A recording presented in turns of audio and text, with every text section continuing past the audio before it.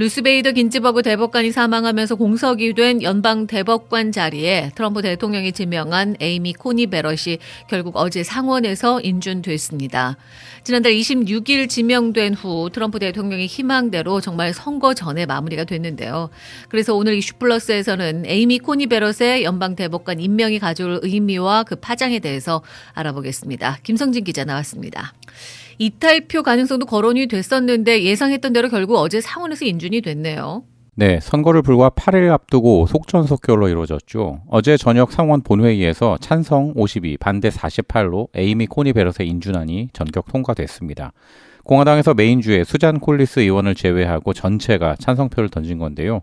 콜린스 의원은 이번에 선거를 앞두고 있어서 민주당 지지자들의 표심을 의식한 것으로 보입니다.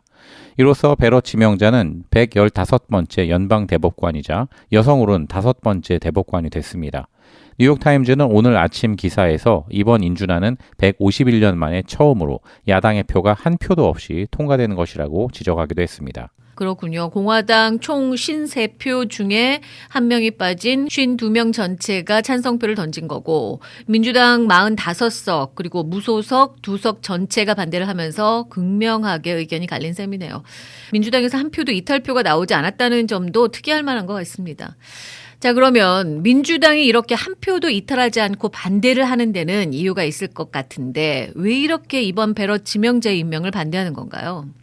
연방 대법관은 총 9명으로 그동안은 이념적으로 균형을 맞춰 왔었습니다.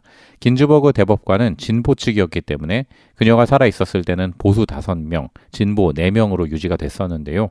연방 대법원이 다루는 주요 이슈에 대해서 이념적으로 한쪽으로 치우치지 않도록 그 균형을 유지하도록 한 것입니다. 그런데 이번에 트럼프 대통령이 보수 성향의 베럿 판사를 지명하면서 이제 대법관은 보수 6명, 진보 3명으로 확실히 보수 우위로 재편된 것입니다. 따라서 앞으로 낙태나 총기 규제, 의료보험 등 주요 사안에서 보수적 성향의 판결이 이어질 가능성이 높아졌다고 볼 수 있습니다. 하지만 이것보다 민주당이 베럿 임명을 반대한 더 큰 이유가 있는데요. 바로 이번 대선과 관련이 있습니다.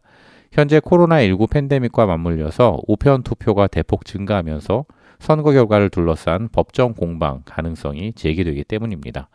만약 트럼프 대통령이 우편 투표 관련한 부정 의혹을 하나라도 제기하게 되면 투표 결과 발표가 바로 유보가 되고 그러면 결국 대법원에서 대통령을 결정해야 하는 상황이 발생하게 됩니다.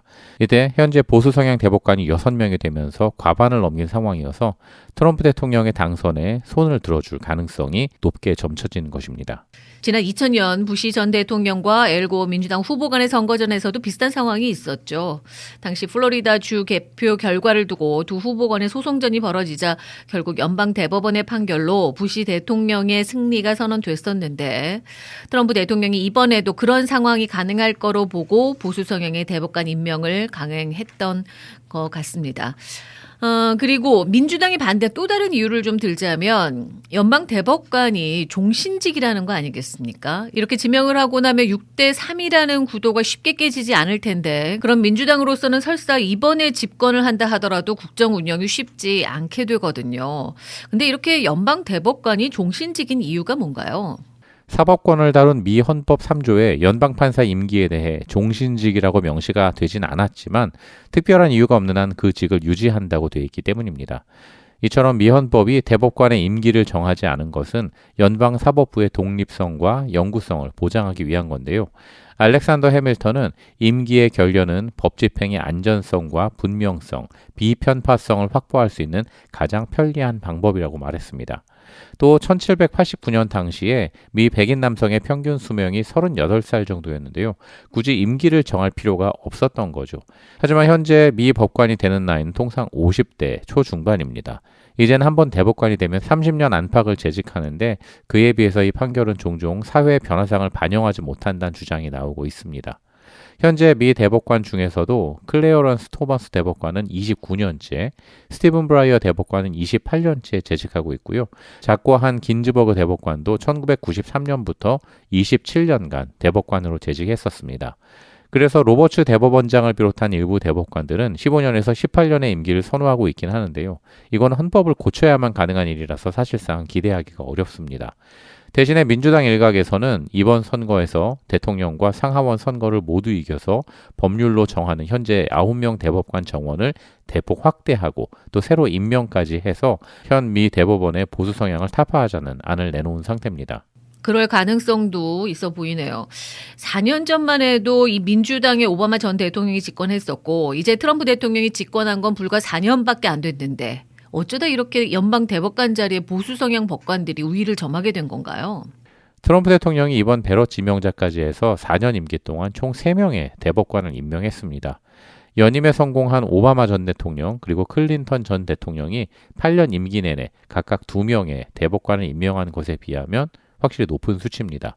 오바마 대통령은 지난 2016년 2월 앤토니 스켈리아 대법관이 별세한 이후에 대법관을 임명할 기회가 있었는데요.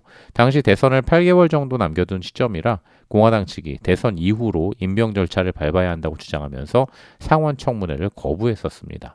그래서 오바마 전 대통령은 후보 지명을 철회했고 그 빈자리를 결국 트럼프 대통령이 당선된 후에 늘 고서지 대법관으로 채운 것입니다. 그리고 지난 2018년 트럼프 대통령은 은퇴한 앤서니 케네디 대법관 후임으로 브렛 캐버노 판사를 임명했고요. 이번 베럿 지명자까지 3명의 연방법원 판사를 임명하게 된 겁니다. 이외에도 트럼프 대통령은 연방법원 판사를 218명이나 새로 임명했는데요. 미국의 연방지방법원이나 연방항소법원에 근무하는 연방판사가 총 900명 안팎인 것을 감안하면 약 24%의 연방판사를 4년 임기가 다 차기도 전에 갈아치운 셈입니다. 트럼프 대통령이 4년 임기 동안 연방 판사 임명이 이렇게까지나 열심이었다니까 정말 놀랍네요. 어쨌든 트럼프 대통령의 바람대로 베럿 지명자가 임명이 됐고 이제 트럼프 대통령에게는 어떤 유리한 상황이 전개될까요? 베럿 지명자는 바로 대법관으로서 업무를 시작할 전망인데요. 베럿 지명자를 기다리는 중요 사건으로 가장 먼저 꼽을 수 있는 것은 트럼프 대통령 세금 관련 사건입니다. 현재 맨해튼 지방검찰은 트럼프 대통령 가족 기업인 트럼프 그룹을 두고 수사를 벌이고 있는데요.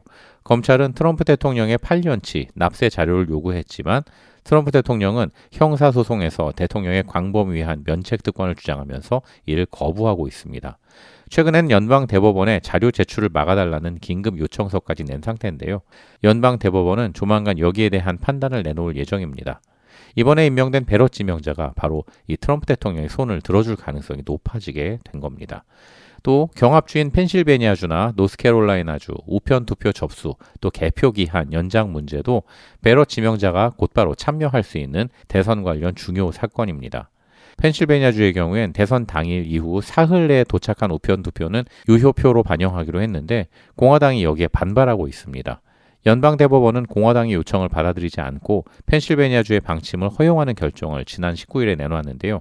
이에 공화당은 정식 재판 회부를 요구했는데 앞서 결정의 찬반이 4대4 동률이었다는 점에서 이번에 베럿 지명자가 합류하면 다른 판단이 나올 가능성이 좀 많아졌습니다.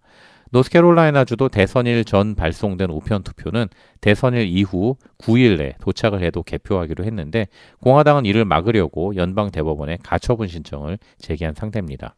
이제 대선이 딱 일주일 남았는데 베럿 지명자 한 사람 임명으로 대선과 관련해서 많은 것들이 달라질 수 있는 상황이 된 것 같습니다. 트럼프 대통령이 이토록 서둔 데는 그럴 만한 이유가 있었다는 생각이 들어요. 공화당 표심을 자극할 수 있는 이 낙태죄에 관련해서도 대선 전에 나올 수 있는 판결이 있나요? 네, 앞서 공화당은 베럿 지명자가 낙태에 반대하는 보수 성향으로 그가 대법관이 되면 낙태권을 인정한 1973년 판결이 뒤집힐 수 있다고 강조하면서 보수 유권자 표심을 자극했었습니다.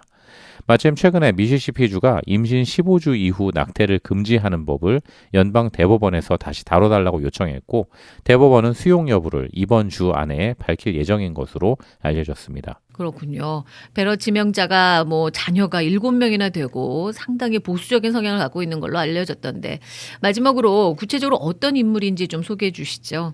48살인 베럿 대법관 지명자는 지난 2017년 연방고법 판사에 오른 인물로서 이듬해 캐버너 지명 당시에도 최종 대법관 후보에 이름을 이미 올렸었습니다. 안토니 스켈리아 대법관의 서기를 지냈던 베럿 지명자는 독실한 카톨릭 신자로 알려져 있죠. 그래서 총기 소지 권리나 이민, 낙태에 대해서 보수적인 입장을 보이고 있는 것으로 알려졌습니다. 베럿은 IT에서 입양한 2명의 자녀들을 포함해서 총 7명의 자녀를 두고 있는데요. 특히 막내 아들은 임신 중 검사에서 다운 증후군이라는 것을 알게 됐지만 출산했다는 것이 알려지면서 주목을 받기도 했습니다.